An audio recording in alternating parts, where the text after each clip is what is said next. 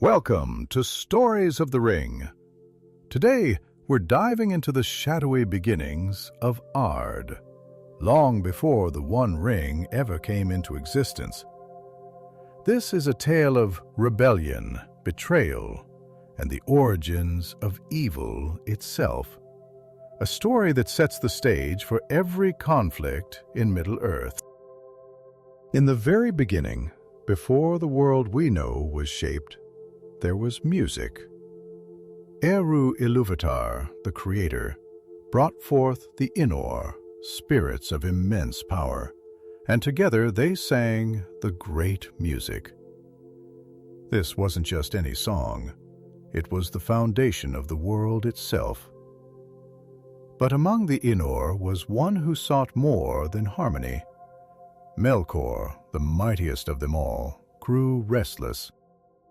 He craved power and desired to shape the song to his will, adding his own discordant themes. This act of rebellion created a ripple of chaos that would echo throughout history. Ilúvatar allowed Melkor's defiance to unfold, weaving it into the music itself. He revealed to the Ainur a vision of Ardor, the world they would shape. But even then, Melkor's envy was evident. He wanted dominion over this creation, and so began his descent into darkness. When the Or entered the world to bring Ivar's vision to life, Melkor was among them, but his purpose was far from noble. Instead of aiding in the creation of beauty, he sought to dominate and destroy. Melkor's corruption began to spread like a poison. Where his fellow Valar built mountains, rivers, and valleys, he tore them down or twisted them into forms of his liking. His jealousy extended even to the yet unseen children of Ilúvatar, the elves and men. He hated them before they even awoke, for they represented a love and freedom he could never truly possess. This hatred became the seed of all the wars and sorrow to come. And so Ardor was shaped, but it was not the paradise envisioned in the great music. Instead, it became a battleground with Melkor's malice at the heart of every conflict. From the earliest days, he sought to dominate the world and bend it to his will. But the Vala did not abandon their task. Together, they worked to prepare Ardor for the arrival of elves and men, even as Melor sought to undermine their every effort. As the Valar worked tirelessly to shape the world, Melkor's ambition only grew. He wasn't content with subtle disruptions. He wanted absolute power over Ardor. While the Valar sculpted lands and seas, Melor created fortresses and strongholds. His greatest and most infamous creation in these early days was Utumno, a vast and shadowy fortress in the far north. From there, his influence began to seep into the land and itself, twisting it into something dark and dangerous. Melkor's malice extended beyond the physical world. He sought to corrupt the spirits who had entered Arda, particularly the Maya, lesser beings of great power. Among these Maya was Sauron, who would later become infamous in his own right. Under Melor's sway, Sauron turned from his original purpose of creating and crafting to become a lieutenant of evil. Melor's ability to manipulate and dominate minds became one of his most dangerous tools, a weapon he wielded as effectively as any sword or flame. But Melkor's ambitions didn't go unnoticed. The Valar, led by Manwë, sought to contain his growing influence. There were clashes, early battles that shaped the land itself. Mountains rose, seas churned, and valleys deepened as the forces of the Valar and Melor clashed across Ar. Yet Mel was cunning and relentless. He retreated to Utumno, fortifying his position and continuing to undermine the Vala's work from the shadows. What made Melor truly dangerous was his ability to inspire fear and chaos even when he wasn't present. His shadow loomed over Ardor. Creatures of darkness began to emerge, monsters born of his hatred and malice. The peaceful vision of Ardor from the great music was now a distant memory, replaced by a world caught in the grip of Makor's destructive influence.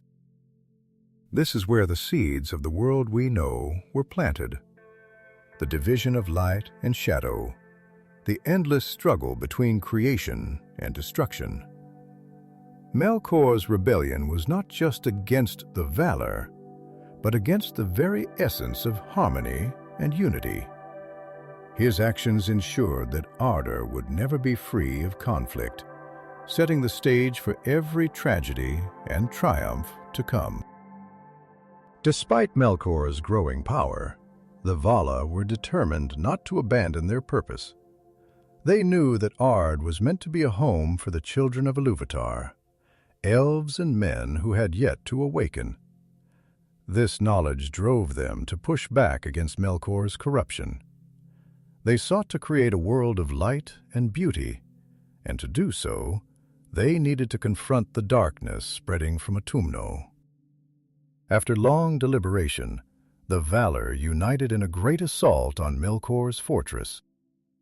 This marked one of the first major battles in Ard's history, a conflict so fierce that it reshaped the very land itself. The Valar's power was immense, and for a time it seemed that their combined might would be enough to overcome Melor. They broke into Autumno, and after a grueling struggle, they captured Melor and brought him in chains to Valinor, the Undying Land. The Valar imprisoned Melor for 3 ages, a period of peace and renewal for Ardor. During this time, the Valar continued to prepare the world for the arrival of the El. They illuminated the land with 2 great lamps, Uin and Orol, which cast light across all of Ardor.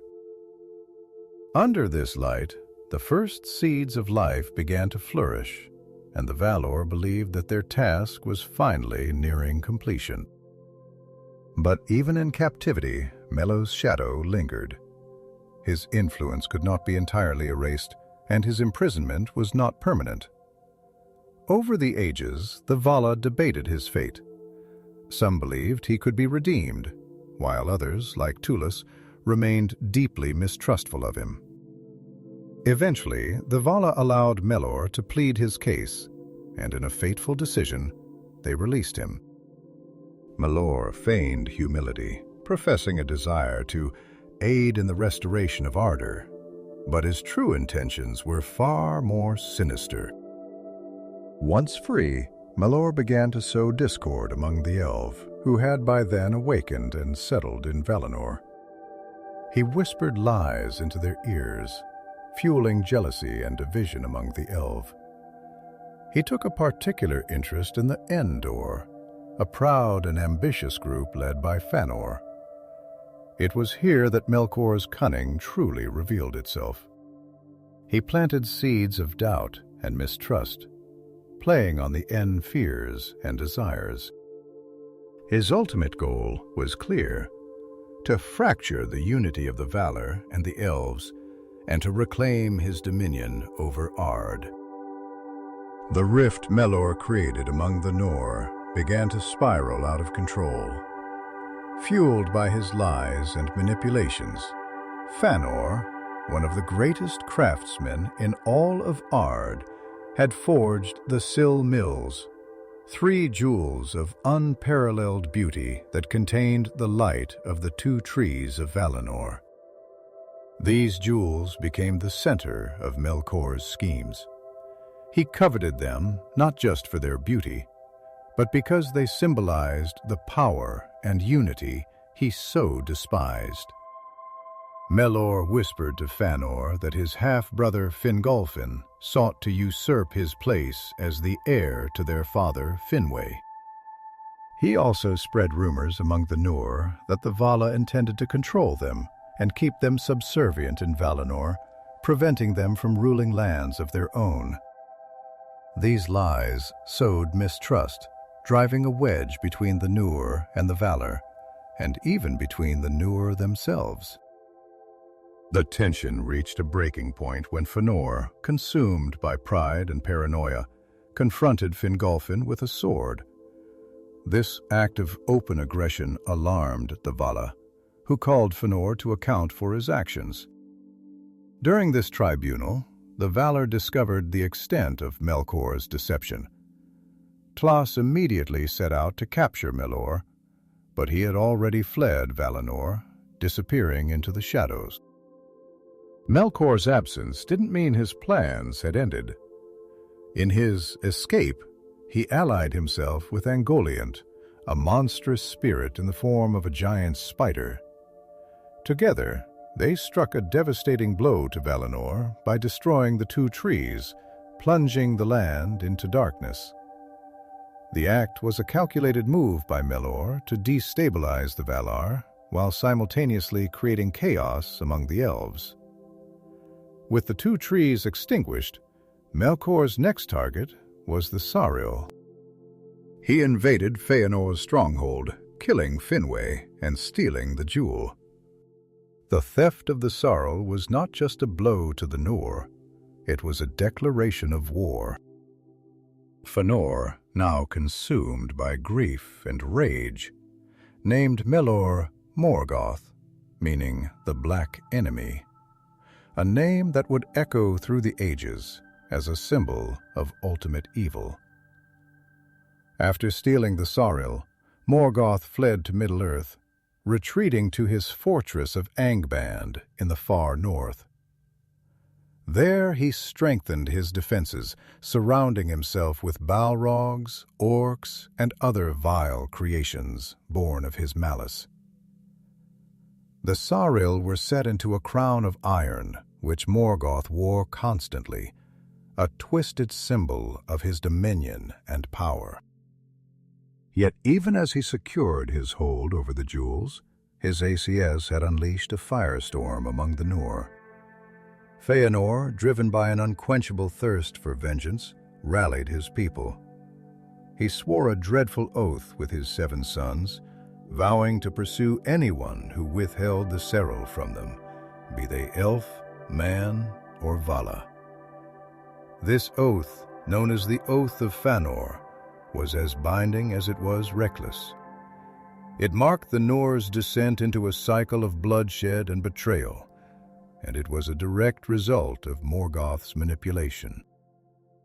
The Noor prepared to leave Valinor and follow Morgoth to Middle-earth.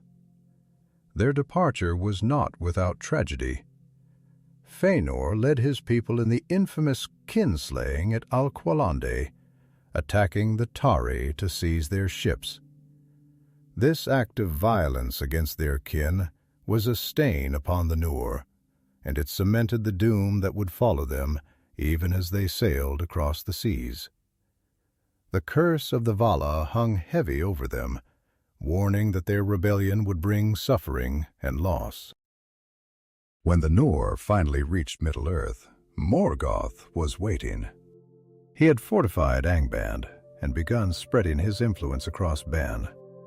Orcs roamed the lands, Balrogs lurked in the shadows, and the once pristine regions of Middle-earth bore the scars of his corruption. Yet Fëanor, undaunted by the darkness, led his forces in a daring assault on Morgoth's stronghold. The battle, known as the Dagor Nuin Gilath, or the Battle Under the Stars, was fierce. Fëanor's valor shone bright, but it also led to his downfall. As he pursued Morgoth's forces toward Angband, he was ambushed by Balrogs, including their captain Gotho. Despite his might, Fëanor was mortally wounded.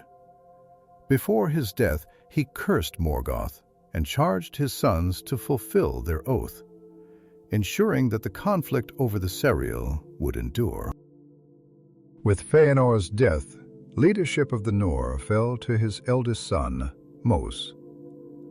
The Nor were now firmly entrenched in Middle-earth, their war against Morgoth beginning in earnest. Morgoth, however, was far from idle. From his fortress of Angband, he sought to undermine the Ndor both through open war and andary. Morgoth feigned a desire for peace and sent in envoys to negotiate with Mith, claiming he would return one of the Cyril in exchange for a truce. Morgoth instead laid a trap. Mados and his companions were ambushed, and Midro was captured. Morgoth, always cruel, chained Mos by his wrist to the face of a mountain in Angon, leaving him to suffer as a warning to the Nor. This act of treachery did not break the resolve of the Nor. Fingon, a cousin of Mados and the son of Fingolfin, undertook a daring rescue with the help of Thorondor, the great eagle. Fingon reached Mos, but found the chain unbreakable. In an act of desperate courage, Mados asked Fingon to sever his hand, freeing him from Morgoth's torment. This act of bravery and sacrifice renewed the bond between the houses of Fëanor and Fingolfin, though the shadow of their oath still loomed. During this time, Morgoth's influence continued to spread across Bereran. He fortified Angband, surrounding it with the 3 volcanic peaks of Thangorodrim, and sent his forces to attack the elves already settled in the land. These early battles were brutal, but the Noor, with their superior strength and knowledge gained in Valinor, were able to repel Morgoth's initial assaults. However, Morgoth's power was far from spent. He began creating new horrors to bolster his armies, including Glong, the first dragon. Though still young and untested, Gel's appearance heralded the kind of monstrous creations Morgoth was capable of. The Valar's initial light of hope in Middle-earth began to dim as Morgoth's presence corrupted the land and the lives of those who inhabited it. For a time, the Nor believed they had contained Morgoth. Their combined strength surrounded Angband, forming what came to be known as the Siege of Angan. For hundreds of years, the forces of Morgoth remained trapped behind the iron gates of his fortress. Yet even under siege, Morgoth's mind was ever working, devising new ways to break his enemies and regain control of Middle-earth. After years of apparent calm, Morgoth unleashed a devastating counterstrike. He sent Glon, now grown and immensely powerful, to lead an army of orcs and balrogs in a surprise assault. This attack shattered the siege of Angband as fire and destruction swept across the plains of Ard Galin, reducing them to a desolate wasteland, henceforth known as Aneth the Gasping Dust. Morgoth's forces drove deep into the lands of the Nor, and the fragile unity of the elves and their allies began to fracture under the weight of his onslaught. Amid this chaos, Fingolfin, High King of the Nor, took a desperate stand. Overwhelmed by grief and anger at the devastation Morgoth had wrought, Fingolfin rode alone to the gates of Angband and issued a challenge to Morgoth himself. The Dark Lord, though reluctant to face such a mighty foe directly, accepted the challenge. What followed was one of the most legendary duels in the history of Middle-earth. Clad in black armor, Morgoth emerged from Angband, his towering form a shadow of terror against the sky. Fingol, radiant and unyielding, stood like a star defying the night. The two clashed in a ferocious battle that echoed across the land. Fingolfin struck Morgoth 7 times, wounding the Dark Lord in a way no other had. But the might of Morgoth was too great, and he eventually overpowered the Elven King. As Morgoth crushed him beneath his foot, Fölin delivered one final blow, injuring Morgoth's heel with his sword, Ringil. Though Morgoth emerged victorious, the duel left him permanently scarred, both in body and pride.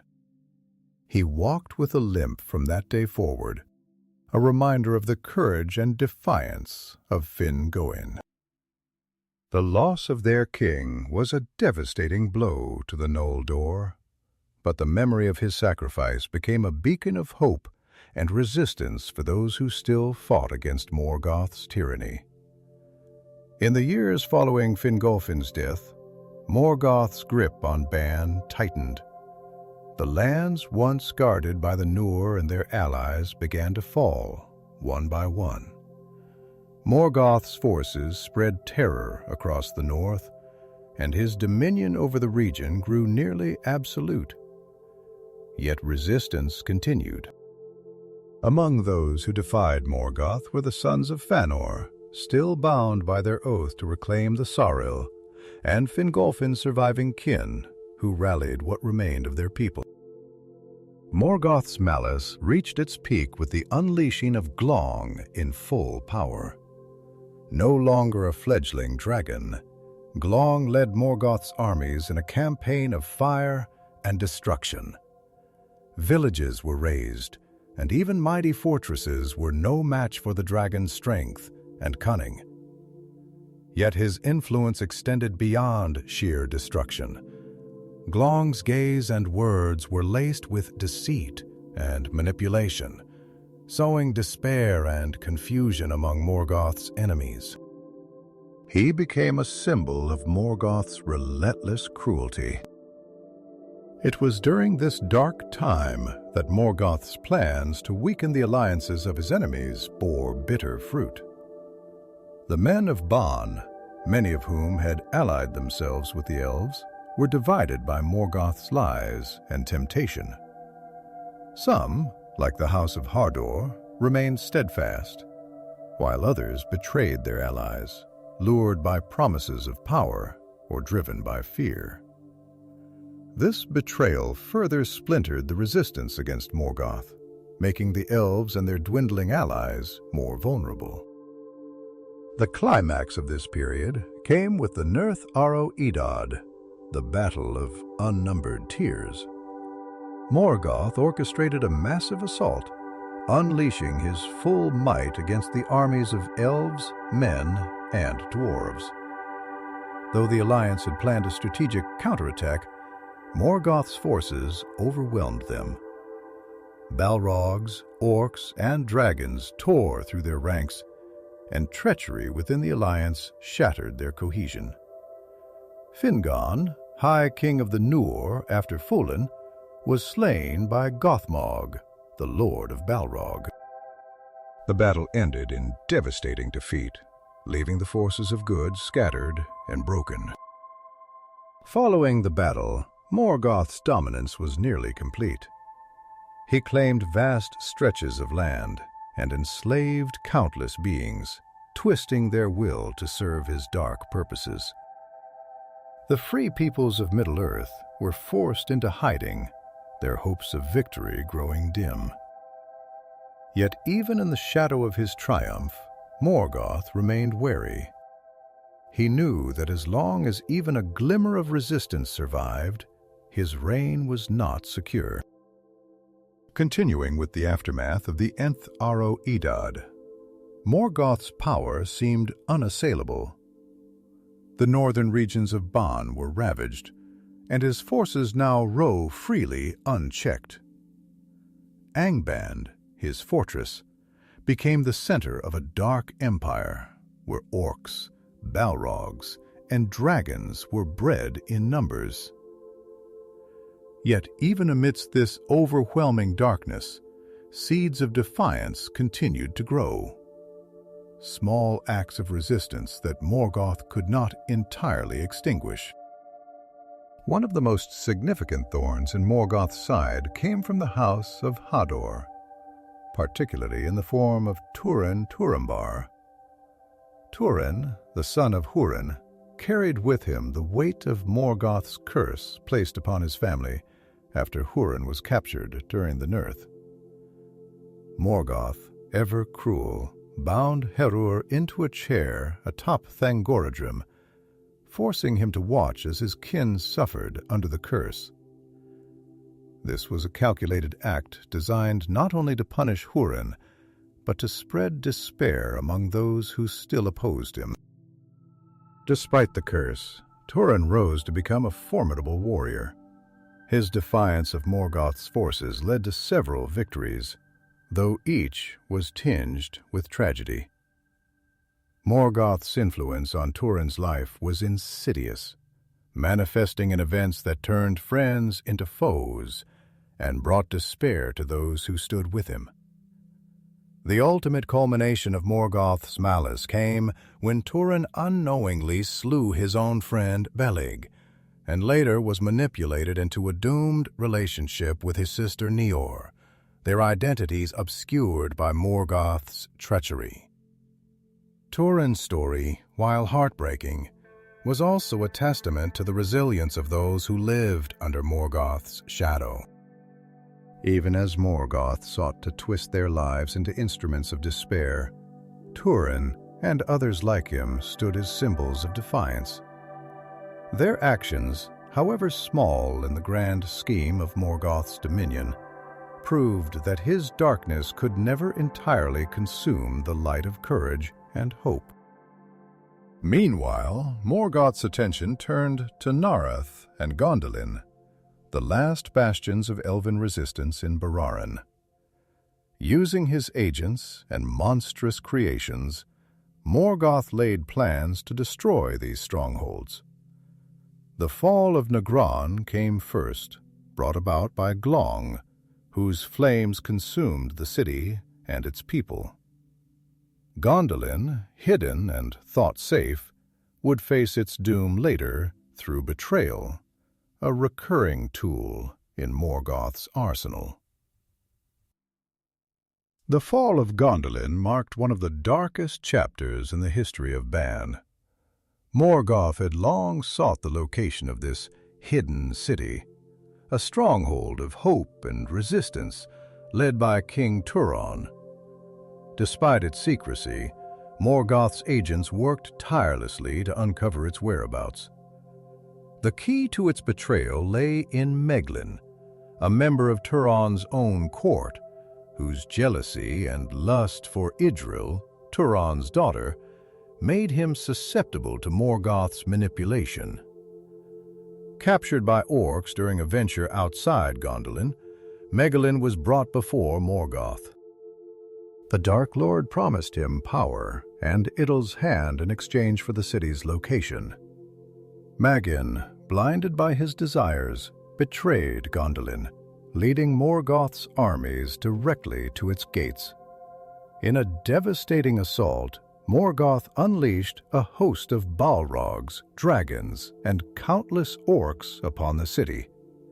The once glorious god, Gondolin, was consumed by fire and ruin. Though Gondolin fell, hope endured. A small group of survivors led by Tua and Idril managed to escape through secret tunnels. Among them was their son Arundel, whose role in the coming battles would become pivotal. Morgoth, however, was oblivious to the seed of hope that had slipped from his grasp. To him, the destruction of Gondolin marked another victory in his relentless campaign to dominate Middle-earth. With Gondolin and Narun in ruins, Morgoth believed his control over Beleriand was absolute. He turned his attention to consolidating his power, confident that no force could oppose him. Yet in his arrogance, Morgoth underestimated the resilience and determination of those who still resisted. The survivors of Gondolin, alongside other scattered remnants of elves and men, began to regroup and prepare for one last desperate effort to challenge Morgoth's dominion. At the heart of this resistance was End-Dil, who grew to become a skilled mariner and a beacon of hope for the free peoples of Middle-earth. Determined to seek aid beyond the reach of Morgoth's shadow, Arundel embarked on a perilous journey to the Undying Lands, carrying with him the Silmaril recovered by his parents' kin, Beren and Lúthien.